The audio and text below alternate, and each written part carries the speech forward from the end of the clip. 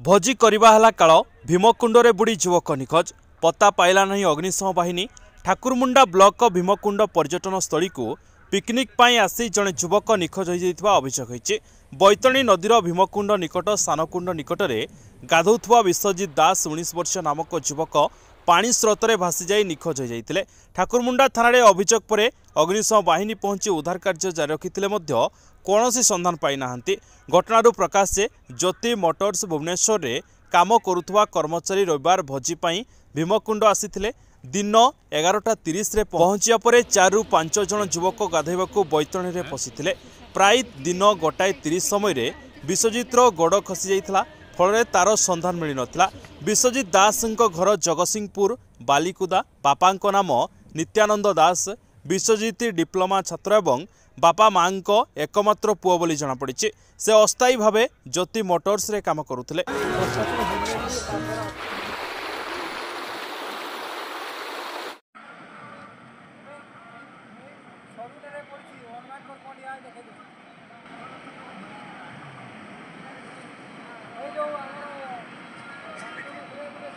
मयूरभंज जिला करंजियारू हरेकृष्ण त्रिपाठी रिपोर्ट, पवित्र न्यूज ओडिशा। जदि आम भिडियोटी आपंक भल लगा तेब लाइक शेयर सब्सक्राइब फॉलो करने को भूलु नहीं। नमस्कार।